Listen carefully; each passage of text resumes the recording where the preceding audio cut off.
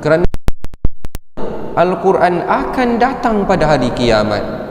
Untuk apa tuan-tuan dan puan dirahmati Allah? Syafi'an li ashabih, untuk memberi syafaat, pertolongan kepada orang yang membacanya. Jadi tuan-tuan dan puan dirahmati Allah, bila kita selalu baca Al-Quran, kita hendaklah tahu ya, adab-adab dengan Al-Quran, bagaimana memuliakan Al-Quran.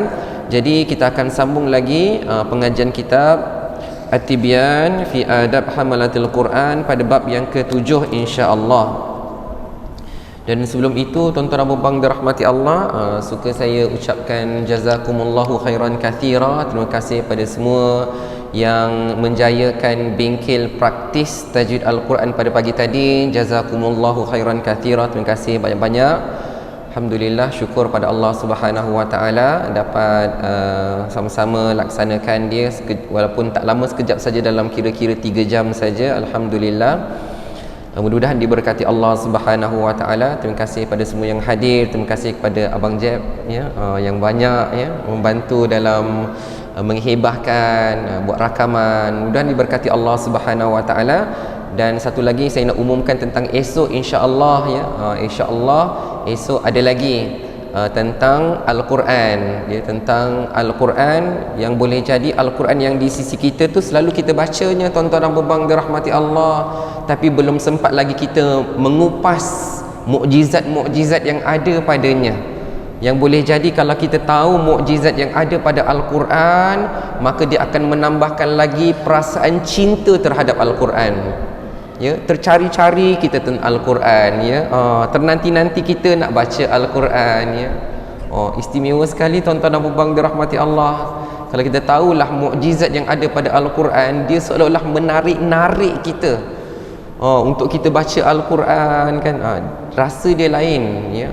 Jadi itu di antara perkongsian saya tentang mukjizat Al-Quran. Bukan tu sajalah, mukjizat Al-Quran ni banyak tuan-tuan dan puan dirahmati Allah.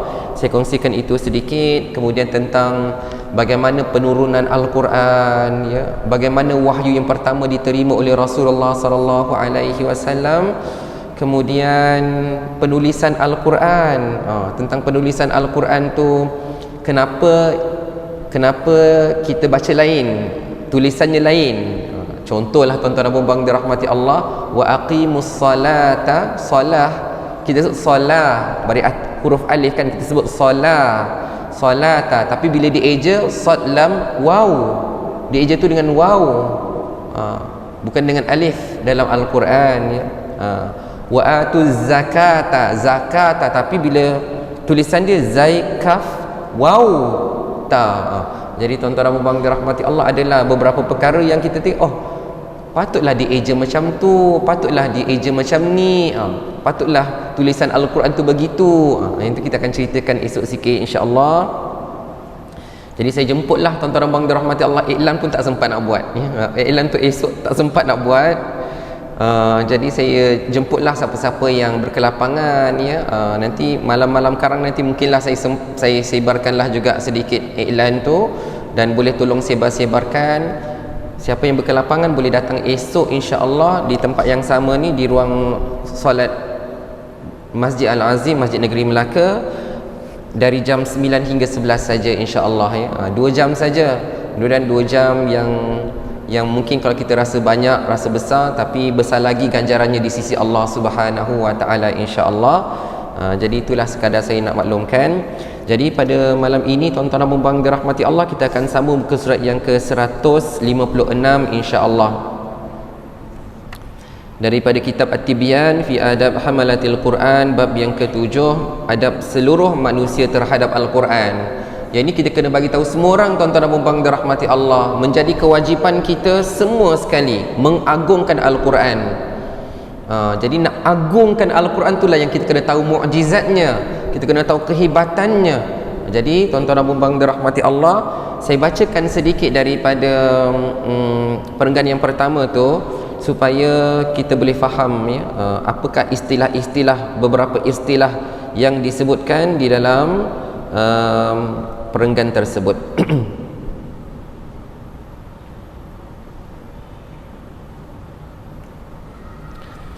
Kata Al-Imam An-Nawawi rahimahullahu ta'ala, nasihat kepada kitab Allah Ta'ala juga ialah tanggungjawab kita ya tuan-tuan dan puan dirahmati Allah, tanggungjawab semua orang yang beriman kepada Allah, semua yang beragama Islam, kewajipannya adalah membenarkan kandungannya, membenarkan apa yang ada di dalam Al-Quran, patuh dan taat kepada hukum hakamnya, berusaha memahami ilmu-ilmu dan perumpamaannya, mengambil iktibar dengan nasihatnya, berfikir tentang keajaibannya, mukjizatnya, beramal dengan ayat muhkam dan beriman dengan ayat mutasyabih, mengkaji tentang gaya ayat yang berbentuk umum dan khusus, nasakh dan mansukh, menyebarkan ilmunya serta menyeru orang ke arahnya, dan perkara lain yang kami sebutkan yang termasuk daripada nasihat terhadapnya ya.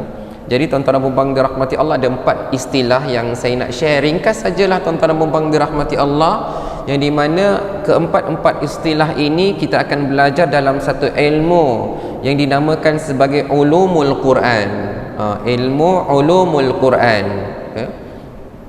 Jadi kalau kita belajar subjek tu, tuan-tuan dan puan-puan dirahmati Allah, kita akan belajar tentang definisi Al-Quran, bagaimana Al-Quran diturunkan, apakah yang dimaksudkan dengan Makki dan Madani, ya, Makki ataupun surah-surah Makkiyah, Madani surah-surah Madaniyah, apa definisi-definisinya, semua yang berkaitan tentang Al-Quran, tentang ayat-ayatnya, tentang surah-surahnya, tentang hukum hakamnya, semua tu dipelajari dalam satu subjek yang dinamakan Ulumul Quran. Jadi di antara topik-topik tersebut ada topik Al-Am dan Al-Khas. Am dan Khas. Kalau kita terjemah mudah sajalah, tuan-tuan dan puan-puan dirahmati Allah, yang am tu untuk semua, umum untuk semua. Manakala yang khas untuk golongan yang tertentu khusus. Jadi ada perintah-perintah Allah Subhanahu Wa Taala yang melibatkan semua orang. Ya, nanti saya bagi contohnya. Dan ada yang melibatkan golongan yang tertentu sahaja. Jadi contoh tuan-tuan dan puan-puan dirahmati Allah sebagaimana yang digariskan, yang diberikan contoh oleh para ulama tentang ayat-ayat am. Apa maksud dia? Disebutkan ayat-ayat am tu seperti as-sariqu was-sariqatu faqta'u aydiyahuma. Dia umum. Ya, pencuri lelaki dan pencuri wanita maka hendaklah dipotong tangannya. Jadi dibagi tahu umum saja, tak kisahlah siapa-siapa pun. Jadi itu yang berbentuk umum.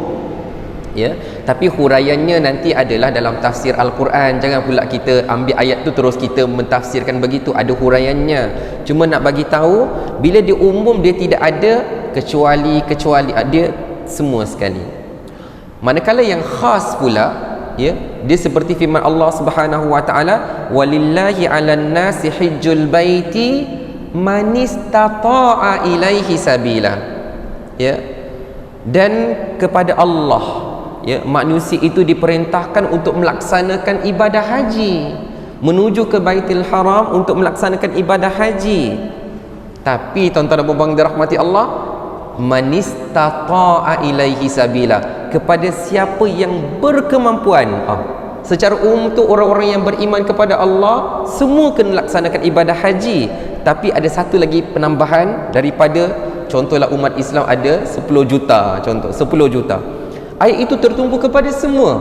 Semua wajib melaksanakan ibadah haji. Tapi Allah kata manistata'a ilaihi sabila, kepada siapa yang mampu, ya, berkemampuan untuk melaksanakan. Jadi daripada 10 juta tu mungkin ada yang sejuta yang tak mampu. Jadi dia dah khususkan hanya golongan yang berkemampuan saja. Jadi itu al-am dan khas, ya. Jadi tuan-tuan dan puan-puan dirahmati Allah Subhanahu Wa Taala, itu contoh-contoh sajalah, ya. Kemudian tuan-tuan dan puan-puan dirahmati Allah, ada an-nasakh dan mansukh, an-nasikh dan mansukh, ya. Dalam Al-Quran, tuan-tuan dan puan-puan dirahmati Allah Subhanahu Wa Taala, ada ayat-ayat yang masih ada dalam Al-Quran tapi hukumnya telah terbakal, tak diamalkan lagi, ya, tak diamalkan lagi. Kerana apa? Kerana ada ayat yang terkemudian yang menasahkan, yang memansuhkan hukum sebelumnya. Contoh tuan-tuan dan puan-puan dirahmati Allah Subhanahu Wa Taala, sebelum Allah Subhanahu Wa Taala mengharamkan arak secara mutlak, langsung tak boleh minum, ya, setitik pun tak boleh minum. Sebelum itu Allah Subhanahu Wa Taala bukan turun ayat terus haramkan, tak. Allah Subhanahu Wa Taala datangkan dengan ayat, ya ayyuhalladzina amanu la taqrabus salata wa antum sukara. Wahai orang-orang yang beriman, janganlah kamu hampiri salat sedangkan kamu dalam keadaan mabuk, ya. Maksudnya mabuk tu disebabkan oleh minum arak mula-mula. Sebelum Allah Subhanahu Wa Taala nak mengharamkan arak secara total, datangnya perintah supaya menjauhkan diri. Masa tu belum haram lagi, tuan-tuan dan puan-puan dirahmati Allah, tapi orang mula berjaga-jaga. Tiap kali nak salat, maka mereka menghindarkan diri daripada minum arak. Tapi masih boleh minum arak ketika itu, ya. Tapi bibit-bibit pengharaman dia tu bermula dengan menjauhkan diri. Dahlah kita dirikan solat satu hari 5 waktu kan, tuan-tuan dan puan-puan dirahmati Allah. Jadi terbatas, nak minum arak tu terbatas, ya. Tapi belum haram lagi. ya, dia menjauhkan diri, mengelakkan diri. Tapi bila mana firman Allah Subhanahu wa taala turun, ya ayyuhalladzina amanu innamal khamru wal maisiru wal ansab wal azlamu rijzum min amalis syaitan fajtanibu. Bila Allah kata tinggalkan dia, maka Allah kata itu adalah amalan-amalan syaitan, maka tinggalkan dia. Bila tinggalkan tu dah haram langsung. Jadi ayat yang tadi tu yang kita katakan jangan hampiri solat sekiranya dalam keadaan yang mabuk tu dah tak boleh dah. Ya, tak boleh maksudnya telah dimansuhkan. Ya. Jadi yang diguna pakai yang mana? Tak boleh minum langsung. Jadi tuan-tuan abang dirahmati Allah, jadi itulah ayat-ayat yang nasikh, ayat-ayat yang memansuh. Ini dalam terjemah bahasa Melayu, jangan salah faham tuan-tuan abang dirahmati Allah. Nasikh yang terkemudian, yang latest, dia memansuhkan ayat yang sebelumnya, manakala mansuh adalah ayat yang sebelum yang telah dimansuhkan. Macam itulah, ya. Jadi tuan-tuan abang dirahmati Allah Subhanahu wa taala, ada beberapa contoh lagi. Jadi cukup saya tunjukkan sedikit saja, ya. Itulah istilah-istilah yang ada dalam Al-Quran, ya. Kalau kata ya, ayat ni ayat am ni, ayat ni ayat khusus ni, ayat ni ayat yang nasikh, ayat ni ayat mansukh. Jadi kita fahamlah tuan-tuan abang dirahmati Allah, ya. Baik. Saya masuk dalam topik yang baru. Kata Al-Imam Nawawi, topiknya kewajipan mengagungkan, menyucikan dan memelihara Al-Quran. Itu tanggungjawab semua tuan-tuan dan puan-puan dirahmati Allah. Itu tanggungjawab semua orang, ya. Mempertahankan Al-Quran, menjaga kesucian Al-Quran, itu tanggungjawab kita semua sekali, ya. Kata Al-Imam Nawawi rahimahullahu ta'ala, ulama muslimin berijma'.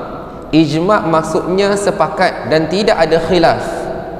Ijma' ni bererti semua ulama bersepakat dan bersetuju, tak ada yang terkecuali.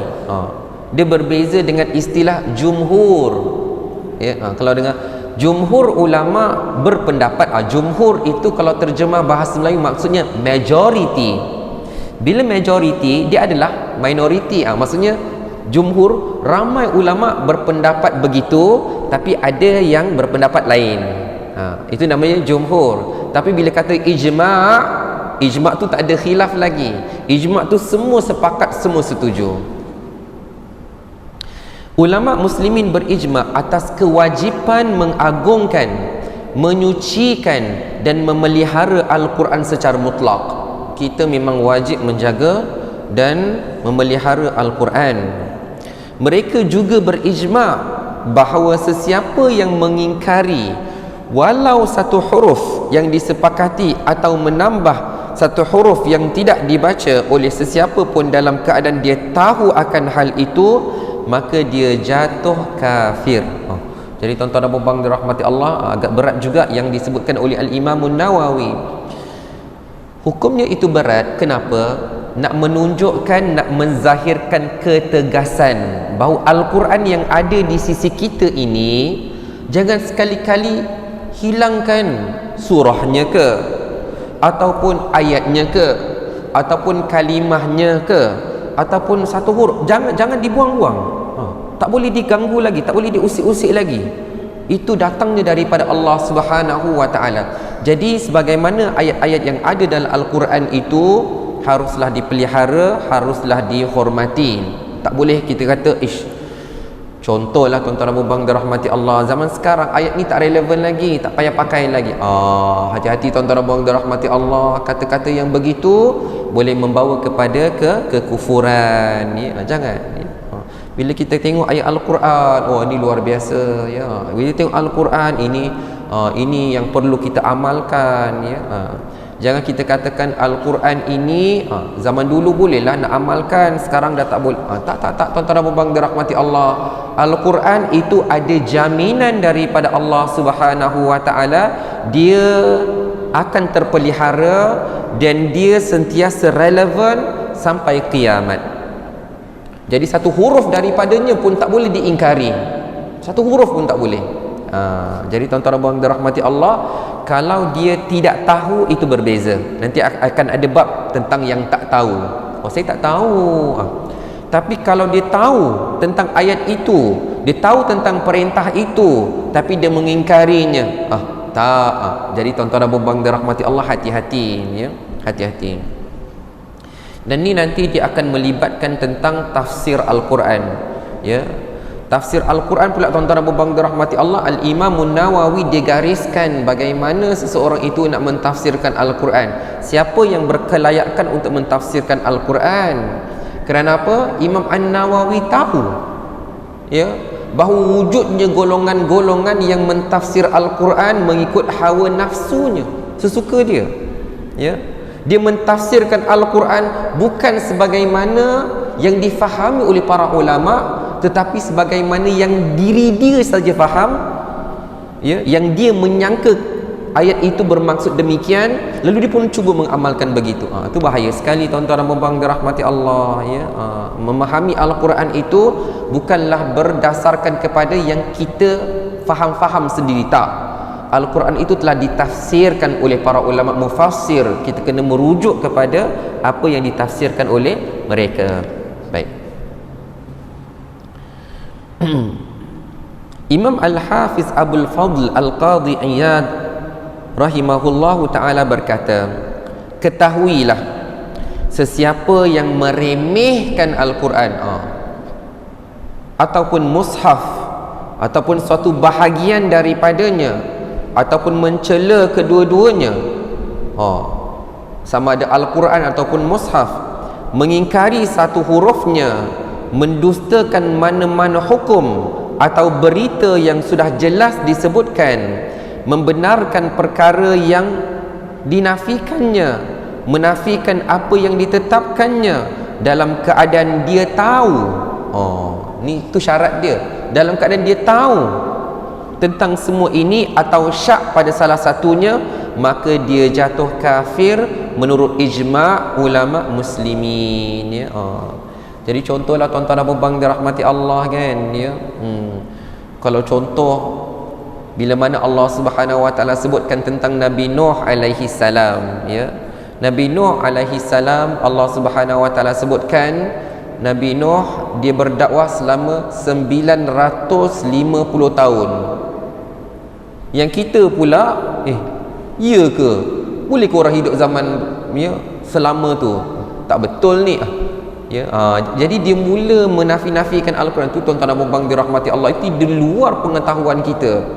Allah Subhanahu wa taala dah sebutkan 950 tahun Nabi Nuh alaihi salam berdakwah, maka itulah jawapannya.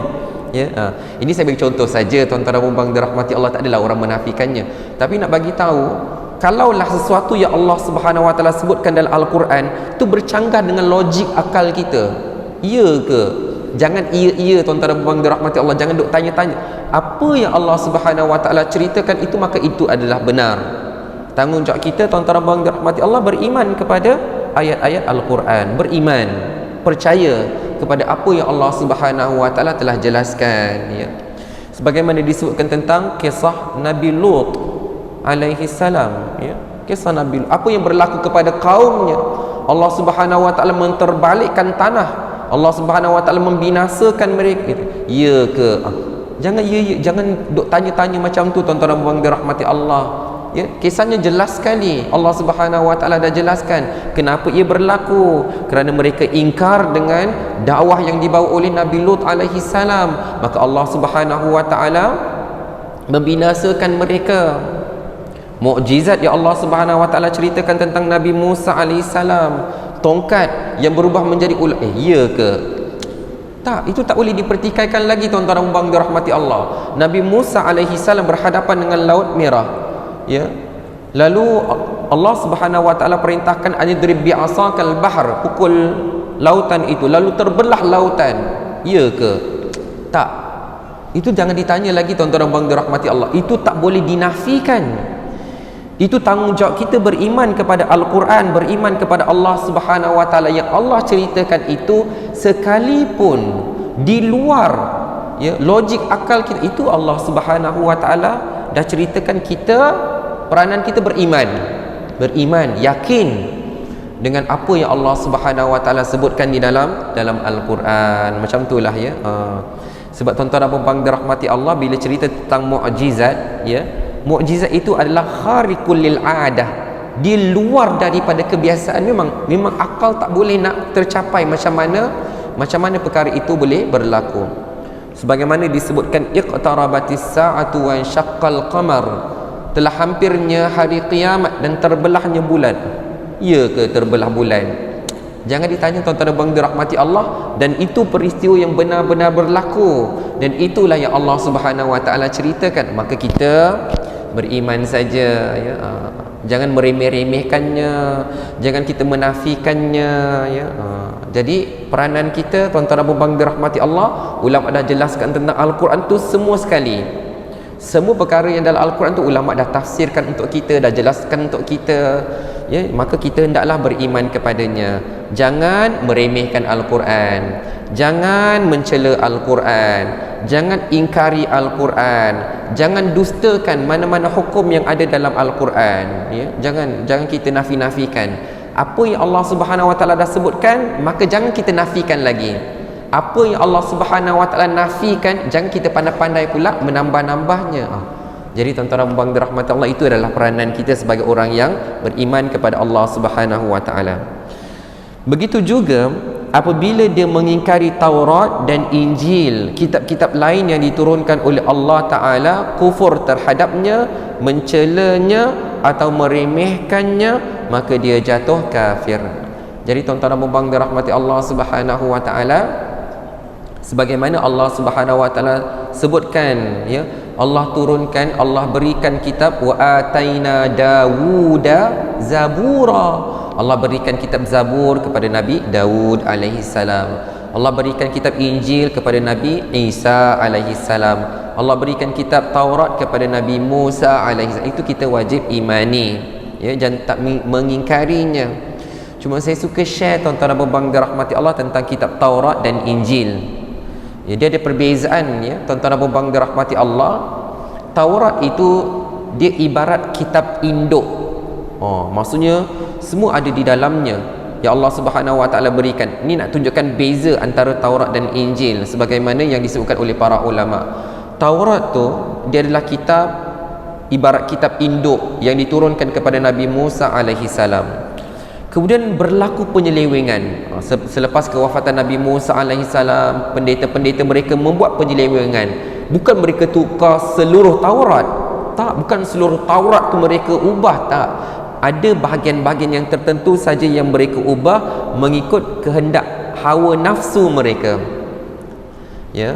Ada bahagian-bahagian hukum hakam, seperti mana hukum zina yang mereka ubah-ubah. Jadi bila Allah Subhanahu Wa Taala turunkan Injil, dia bukanlah satu kitab induk yang baru, tak, tetapi dia adalah sebuah kitab yang panduan asal adalah daripada kitab Taurat. Tapi apa yang diselewengkan daripada Taurat, Allah Subhanahu Wa Taala sebutkan dalam kitab Injil. Yang mereka selewengkan itu ini, dan yang sebenarnya begini. Ya, maksudnya Allah Subhanahu Wa Taala maksudnya alignment, betulkan semula apa yang mereka selewengkan. Jadi sebab itu dikatakan tuan-tuan dan puan dirahmati Allah, bahawa kitab Injil itu bukanlah kitab yang dia sebesar kitab Taurat, ya, yang induk, tetapi dia lebih kepada membetulkan apa yang telah diselewengkan oleh pendeta-pendeta Yahudi daripada kitab Taurat. Kata beliau lagi, siapa beliau? Al-Imam Al-Hafiz Abdul Fadl Al-Qadhi Iyad rahimahullahu ta'ala. Kata beliau lagi, ulama muslimin turut berijma' bahawa Al-Quran yang dibaca di seluruh pelosok dunia, tertulis dalam mushaf yang berada di tangan umat Islam, yang terhimpun dalam sebuah kitab daripada surah terawal, maksudnya surah yang pertama itu surah Al-Fatihah, sehingga surah yang terakhir iaitu Suratun Nas, adalah kalam Allah Subhanahu Wa Taala dan wahyu Allah yang diturunkan ke atas Nabi Muhammad sallallahu alaihi wasallam. Seluruh kandungannya benar, tak ada satu pun yang tak benar, semuanya benar, ya. Jadi dalam Al-Quran itu ada 6,236 ayat, sebagaimana yang disebutkan oleh ulama Kufah. ya. Yang dalam penulisan kita Quran yang tulisan yang ada di sisi kita tu mengikut penulisan Kufah, kiraan ulama Kufah ada 6236 ayat, ya. Seluruh kandungannya tu benar, tak ada satu pun daripadanya tu tidak benar, ya. Dan sesiapa yang mengurangkan satu huruf dengan sengaja atau menggantikannya dengan huruf lain atau menambah satu huruf pada tempat itu yang sebenarnya ia tidak termasuk daripada mashaf yang diijma', yang disepakati oleh umat Islam, serta bukanlah ayat Al-Quran secara ijma' juga, dalam keadaan dia melakukan semua ini secara sengaja. Dia tahu, dia sengaja tambah ataupun dia sengaja kurang ataupun sengaja dia buang, tak boleh, tuan-tuan dan puan-puan dirahmati Allah, ya. Perbuatan begitu menghina Al-Quran, ya. Maka tuan-tuan dan puan-puan dirahmati Allah, kata Al-Imam Al-Qadhi Iyad, dia kata barang siapa yang melakukan demikian dalam keadaan dia melakukan semua ini secara sengaja, maka dia jatuh kafir. Hati-hati tuan-tuan dan puan dirahmati Allah. Dalam arti kata yang mudah, Al-Quran itu tak boleh main-main, tak boleh dikurang-kurangkan hurufnya, tak boleh dibuang-buangkan kalimah-kalimahnya, tak boleh ditukar-tukarkan. Abu Uthman bin Al-Haddad berkata, seluruh ulama yang berpegang dengan tauhid bersepakat bahawa tindakan mengingkari walaupun satu huruf, mengingkari satu huruf Al-Quran adalah kufur, ya. Jadi tuan-tuan dan puan-puan dirahmati Allah Subhanahu wa taala, demikianlah yang dapat kita pelajari pada malam ini tentang kewajipan kita semua mengagungkan Al-Quran, mensuci Al-Quran dan memelihara kehormatan Al-Quran, ya. Dalam arti kata yang lain, semua ayat Al-Quran, semua surah yang ada dalam Al-Quran tu wajib kita beriman dengannya, ya. Wajib kita beriman dengannya, kita membenarkannya, ya. Setiap hukum hakamnya, mentaati apa yang ada di dalamnya, semua tu kewajipan kita lah, tuan-tuan dan puan-puan dirahmati Allah. Maka mengingkarinya dalam keadaan tahu itu membawa kepada akibat yang besar yang boleh membuatkan seseorang itu jatuh kepada kekufuran, ya. Jadi tuan-tuan dan puan-puan dirahmati Allah, insya-Allah perenggan-perenggan yang berikutnya kita akan sambung dalam pertemuan yang akan datang. Mudah-mudahan Allah Subhanahu wa taala berkati, dan insya-Allah bagi yang berkelapangan bolehlah hadir esok insya-Allah.